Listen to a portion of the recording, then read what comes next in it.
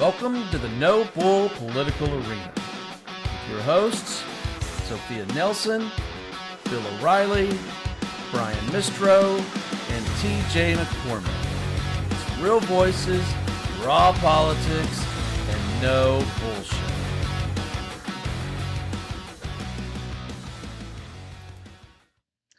Hello, everybody, and welcome to the Political Arena. It's Brian Mistro, and today is Thursday Thoughts. So, for those that don't know, Thursday Thoughts is, we do it obviously every Thursday, and it is a breakdown of a subject that we try to keep it, if not apolitical, which probably wouldn't be fair. I'd say we try to balance it. It's try to look at things instead of through partisan eyes, looking at things through, okay, this is what it is. How can we fix it? This is a major issue, and so forth. So for today's Thursday Thoughts, we're going to talk about income inequality. Thank you for joining us. Let's dive into it.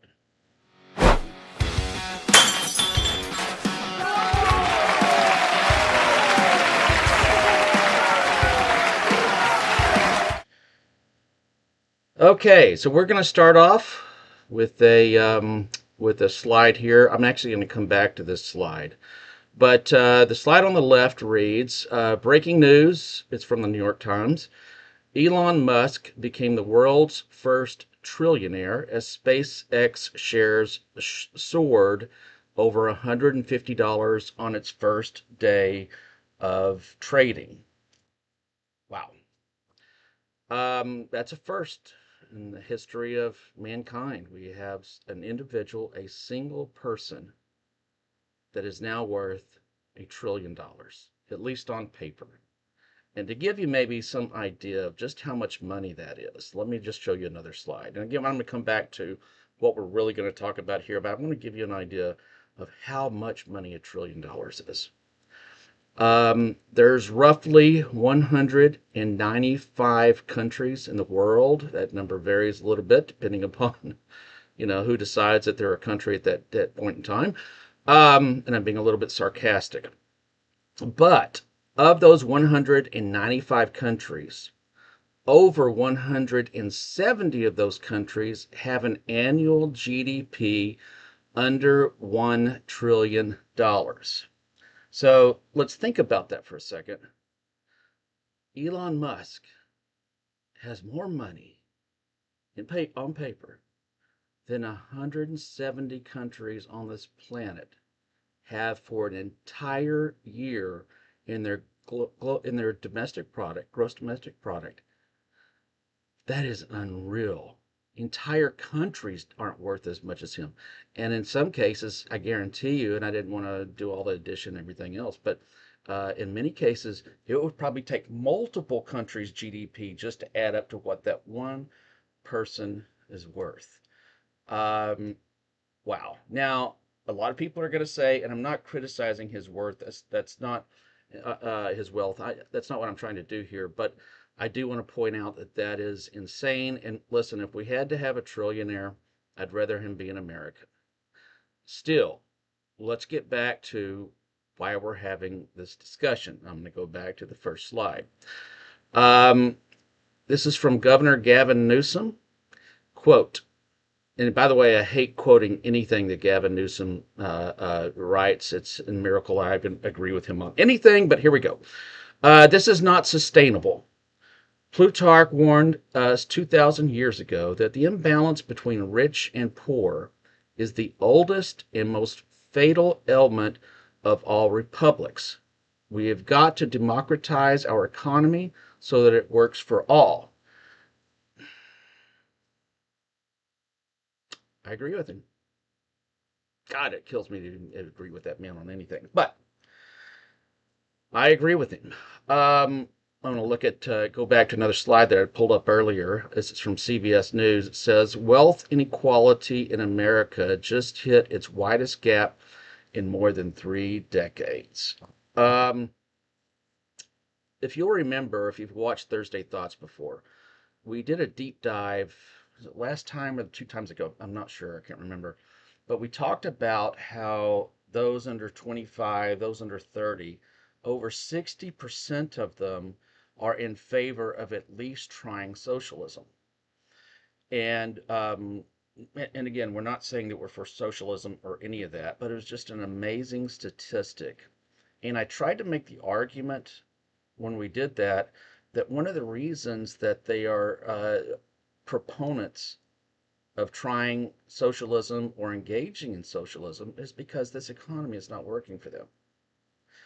Their unemployment, I think, of 25 and under is, and I'm just quoting this off the top of my head, but I think it's right around 10%. Many of them have graduated from college or high school. They can't get a job. And I don't know how to tell you this, but with AI coming, that's going to get even worse. And so we're facing record inequality in wealth. Um, but let me just give you an idea of just how bad it is. Now, the statistics I'm going to throw out, they're from the Federal Reserve and other reputable sites. If you want to Google them yourself, you're more than welcome to pull up exactly this stuff. But let me just kind of give you here just a bit of an overview of just how screwed up our system is of wealth. Um, and I'm reading off of this. I'm gonna, for those that don't want to look at the chart, I think it's actually a pretty easy to read chart, but I'm gonna go ahead and just read off of it anyways. And this is from the Federal Reserve. Um, the top 10% of Americans have 67% of the wealth. So that would be 1 in 10 Americans control 67% of the wealth. Let me give you an even better statistic. The top 1% of Americans, that's 1 out of 100, the top 1% control 30.5% of the wealth. Now, here comes the real kicker. You ready? The bottom 50%, that means half of all Americans, the bottom 50% control or have 2.5% of the wealth. Doesn't work. That's not working. You're talking about half of Americans basically have no foothold in this economy at all. They're struggling paycheck to paycheck. They're trying to just get by. Um, that's how revolutions start. I would argue that we went into World War II uh, because of economics. And people can argue with me. That's fine. Yes, it was Nazi Germany rising, but in a healthy democracy or a healthy economy, an Adolf Hitler would never be able to rise and control power. But what had happened in World War II is that Germany was put under harsh reparations and economic pain of having to pay back from World War One and losing World War One. It became so bad that they went as far as they could to the right and hello Adolf Hitler and the Nazis, and the rest of that was history. To believe that something like that can't happen here is a fallacy. It can. When the income gap is that far apart, where half of Americans, half, only control 2.7% of the total wealth of this country, or sorry, it was 2.5%. I just lied. It's 2.5%. Folks, we got a problem. That's how you get socialism. That's how you might get communism. That's how you might get fascism. Germany went the fascism way. Other countries have gone the socialist, communist way. They don't work. They don't work anywhere. There is no history of any of those working. But when people are brought down that badly and they're suffering that badly, then they don't care because what they've got right now doesn't work either. I did some work on this actually over quite a bit of time. I'm going to share some more slides with you, and then we're going to dive into some potential answers. And let me just be real clear before we do this. I don't have an answer, okay? I don't have a solution. I'm not saying that any of these things that we're going to talk about is a solution, But what I can say right here is, folks, we've got a problem, and it's not a small problem, it's a big one. So let me give you some more facts here that you can read through. And again, I hope everybody will take these and go research it for yourself and get invested in this, because this will affect you. All right. It starts at the top of the left, and this is a slide I shared where I said it pains me to agree with anything that Newsom says, but he is correct, and I've already said that to you folks today. So here's some facts that I quickly pulled out. Number one, over 11% of Americans live below the poverty line. Um, Median income for all workers is $42,000 to $50,000. So let's go back to that. 1 in 10 Americans, over 1 in 10 Americans, live below the poverty line, which I think is $22,000 a year, and I may be wrong, but that's roughly where it's at. Can you survive on $22,000 or $25,000 a year? Number two, I said the median income for all workers is $42,000 to $50,000. That's the average, the median average of for the workers. Now it's not quite the average. That's more of kind of where the middle is. And I'm not going to jump into statistics and everything, but the point being is that 42 to $50,000 is just not sustainable. I couldn't survive on 42 or $50,000. Hell, our food bill every month is over half of that. I mean, sorry, for the year is over half of that. And we do have 2 kids, so I do need to add that up. So it'll be a family of 4. All right, third thing, 62% of all workers make less than $70,000 a year. So over 6 out of 10 workers make less than $70,000 a year. Number 4, median home price is $420,000. Let me just tell you, if you're making $42,000 to $50,000 a year, you're not going to be able to afford a home that's worth $420,000. And here's a real kicker. The average age of home ownership is now 40. I've seen this. It's gotten worse and worse. It has become the worst. I did share the slide. It's become the worst in decades, but it's actually been and become the worst that we have in records. And COVID hasn't helped that. It's made it worse.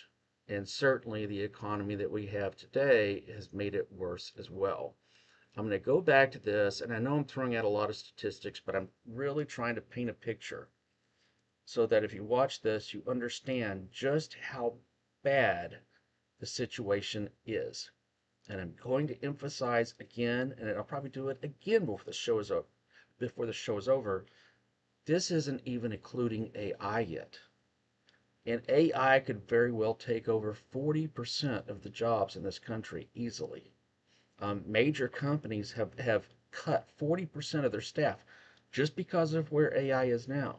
And let me just tell you something. If you don't understand the danger or the impact of that, I strongly suggest you watch our show. It's an apolitical show. It's called The Hinge of History. It comes on every Monday and Wednesday at 11 o'clock Pacific, 2 o'clock Eastern. Watch it. We've got an expert on there, and we break this down in a lot of specifics. But let me go back if I can, and let's talk about just a couple more facts. The top 1% of households, that's 1 out of 100, top 1% of households owned 31.7% of the wealth in the third quarter of 2025, the highest share on record since the Federal Reserve began tracking household wealth in 1989. I just shared that with you. The little bit of discrepancy between the new numbers or between this and the chart that I showed you is because it's a little bit newer information. That share has increased even as the wealth growth for the rest of the population has stalled or slowed. Number 2, collectively, the wealthiest 1% held about $55 trillion in assets in the third quarter of 2025, which is roughly equal to the wealth held by the bottom 90% of Americans combined. So I want to read this one again so that it really, really, really hits home. Collectively, the wealthiest 1% held in $55 trillion in assets, which is roughly equal to the wealth held by the entire 90% collectively added up of all other Americans. 1% owns more than 90% of Americans. That's not sustainable. That's how, as Gavin Newsom rightly said, oh God, it kills me to say that. As Gavin Newsom rightly said, that's not sustainable. That's how republics fail, and that's been in history over and over. And it doesn't just mean, I'm not just talking about republics. It could be monarchies. It could be any type of government. When that number is that bad, people are going to revolt. Bad things happen. So now that I'm continuing to scare you, I'm going to write just this is actually going to be the last I think of the statistics, and then we're going to start talking about what could be some potential answers or solutions. So, according to Gallup, 87% of Americans own. Let me back up. According to Gallup, 87% of Americans who own stocks are adults living in households earning $100,000 or more. I'm gonna subphrase that just a little bit and just say if you own stocks, the vast majority, nearly everybody that owns stocks, nearly everybody is in a household that makes over $100,000 or more. And we've already looked at what percentage of the households are that. It's a pathetic small percentage. Consumer spending patterns underscore those disparities. In the second quarter of 2025, the top 10% of income earners accounted for nearly half of all the consumer spending. So here's another one. I want to emphasize this. The top 10%, that's 1 out of 10 people, accounted for half of the spending in the United States of America. It's just a bad, bad situation. Um, and there's no easy solution to get out of it. I don't know what that solution is. We're going to talk about that in a second. I'm going to just kind of, and this is not a political statement. It sounds like it's going to be, but the progressive left believes that the solution to fixing this is through taxation, through serious taxation of those that make the most money. So that would be, the millionaires, the billionaires, um, and that's kind of their solution. We can tax our way out of it. The right in general believes we grow our way out of it, and we grow our way out of it by creating jobs through trickle down economics. And let me just tell you too, the trickle down economics did not work. I have researched it. You're more than welcome to research it yourself. And I hate to say this as a conservative, but economists in general have come to the conclusion that the trickle down economics, to where you cut the taxation on millionaires, billionaires, and corporations substantially, and then what they do in turn is they put more money into the economy because they're building new businesses, new growth, and so forth. And instead, what happened was the companies and those with that wealth, that when they got that cut in taxes, they actually saved more money, or if you were a company, you bought back your shares. Didn't work. There's very little facts and statistical data to back up that it worked at all. Okay, so what is the solution? Um, let's talk about the taxation part of it first. Can we tax our way out of this? So I'm going to read to you some facts, and we're going to talk about them, and I'm going to explain to you. I probably won't even have to explain to you why this just isn't going to work. Number one, the top 1%, 1 out of 100, that are making all this money and have all this wealth, pay roughly 40% of all federal income tax. So 4 out of 10, 40% of all income tax comes from the top 1%. And the top 1%, as defined here, is those who make 675, $700,000 a year or more. So they pay 40% of it already. The top 10%, that'd be the 1 out of 10 Americans, and that would be earners that make over $187,000 a year, are responsible for 70% of the taxes and income in this country come from the top 10%. The top 50% of all earners contribute to roughly 97% of the taxes. So what does that tell us? It tells us that the bottom half basically pays no taxes, and that yeah, we can tax the hell out of the top 1 or 10%, but they're already, if you take the top 10%, they're already paying 70% of the taxes right now. So how do you tax your way out of that? How do you tax your way out of that? I don't see how it works. And we can look at the same thing in corporate taxes. And everybody says, I know Bernie Sanders likes to talk about this. And again, I'm not being partisan. I'm trying to be honest, of taxing the hell out of companies. Well, the truth of the matter is that these top companies already make the massive share of taxes that go into the country. Now, there's exceptions, and I get that. Okay, and there's plenty of good ones. Um, and I'm just reading another fact here.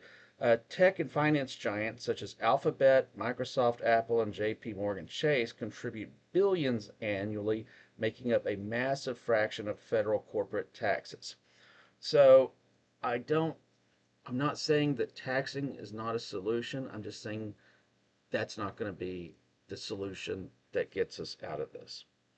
Let's talk about something else now, another possible solution. And it's interesting because, of all people, Elon Musk and those that are responsible and the top folks in AI, that's artificial intelligence, are proponents of what I'm about to tell you. And I suspect part of the reason that they're proponents is that they understand that AI is going to take a whole lot of your jobs. So, what is it? It's called UBI, Universal Basic Income. So, what is universal basic income? In general, when I can dive into some specifics, I probably won't. But that is where every single citizen, no matter how old or how young, no matter how much you make or how much you don't make, no matter where you live, no matter how much you spend, no matter what your taxes are, everybody gets a check every week or every month from the government that's equal. And the goal of this check is that it'll account for your food, it'll account for your housing. You know, the theory behind it is that it gives a baseline, a bottom, that we don't have any more poverty. Everybody's got food to eat. Maybe in theory, maybe everybody has some sort of household or roof over their head. That's the theory behind it. Another theory is that, and I'm going to read this one off, it reduces bureaucracy because it eliminates the complex administration and policing required by traditional welfare programs. So it's not welfare, it's not considered welfare at all. Everybody gets it. Doesn't matter. So you don't need, Congress doesn't pass, this is what welfare is and this is what you get for Medicaid, Medicare, and everything else. They don't get that. Quote, I don't agree with this one, but I'm throwing it out there. It enhances personal freedom. It allows individuals to leave toxic workplaces, pursue education, or care for family members. I'm just throwing it out there. This is what they said is one of the positives. I don't think that that's really realistic, but that is what the proponents of universal basic income say. Now let's talk to the cons, the negatives of it. And there's a bunch. And if you've watched me for very long, you pretty much know what I'm going to say. But high financial costs. What does that mean? Everybody's taxes are going to go up. If you're going to be writing a check to every single citizen of the United States, no matter how old, no matter how young, etc. Your taxes are going up. It's got to come from somewhere. You can't print your way out of that one. Number two, inflationary risks, and this is the big. This is what I would say. This is the reason that I think that it wouldn't work, is because if everybody is getting the same amount of money, then what's to stop the companies from taking that and increasing it, okay, their cost of their products? And so what used to be a lower baseline of income, you pushed it all up because now everybody's making that, and now the inflationary pressures of pushing up the cost of food or clothing or whatever it's going to be. I mean, that just, to me, it makes common sense. Maybe it doesn't to you. Tell me if it doesn't to you, why this would work. Um, but that's one of the negatives. It's one of the ones I see. This is one that if you're a traditional Republican, this is what you would say. It's a work disincentive. Theory would be, if you're already getting this check for free every month, why are you going to go to work? Why are you going to want to be better? Um, why would you not just sit around on your boat all day? You can see I'm broadcasting from my boat here. You want to sit around your boat all day and just enjoy the weather. I don't agree with that one actually, because I think the reality is that what the UBI, the Universal Basic Income, is going to provide isn't going to provide a level of satisfaction for the vast majority of the people that are on it.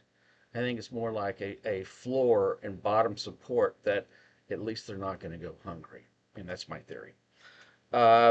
Here's another one. This is the last one. It says it reduced targeted support. So instead of saying, okay, it's a family of four, they're in the poverty level, which is, as we talked about earlier, that's 11% of the country. Basically, 1 out of every 10 people in this country are at the poverty level. That sucks, by the way. But instead of targeting the money, so the negative of it is the UBI, instead of targeting that money and putting welfare where it's needed most, you're spreading it out over everybody, including people that absolutely do not need it at all and would not. It doesn't even move the decimal in their bank, in their checking account. So it's going to hurt a lot of people that are very poor and can't support themselves. So instead of them getting more of the check, everybody gets the same thing and they get less the benefits of a welfare system. I don't know. Makes sense to me, with as bureaucratic as our country is, that that's what would happen, but I don't know. What do you think? So we've covered a lot of things here. We're going to have to stop for the day, but I'd like you to think for just a moment and realize, realize this is a problem. Um, oh God, I hate saying this again. I agree with Gavin Newsom. This is how countries fail. This is what leads to wars. Where we are right now, there's a terrible income inequality. When you've got 10% of the country owns 90% of the wealth, and 50% of the country only has 2.5% of the wealth, half of Americans only have 2% of the wealth. I'm telling you, that will come to a head at some point, and it will lead to changes in government. It could lead to civil war, civil unrest, lead to wars in general, because it just doesn't work. So tell me what your thoughts are, what you think about it, and I'm sure there's some other answers and solutions that I haven't looked at. And do us a favor, if you're watching this right now, you're watching it on YouTube. Again, this is our Thursday Thoughts, but make sure you subscribe to it. Press the like button, leave a question. I would absolutely love to know what you think about potential solutions are, because what we've got right now just simply is not working. So please let me know. Let us know what you think. Look forward to hearing back from you. And thank you, everybody, for joining us this afternoon. The No Bull Political Arena is on all major social media platforms. Make sure to give us and your host a follow. Hey everybody, this is Sophia Nelson. Follow me at I am Sophia Nelson on every one of my social media platforms. I'm Bill O'Reilly, and you can reach me at Twitter at WFBOR. Hey, this is TJ. Follow me on X or Twitter at TJ McCormack. This is Brian Mistro, and you can follow me on X at Brian_Mistro or follow along on Facebook at Brian.Mistro. A Noble Media Group member.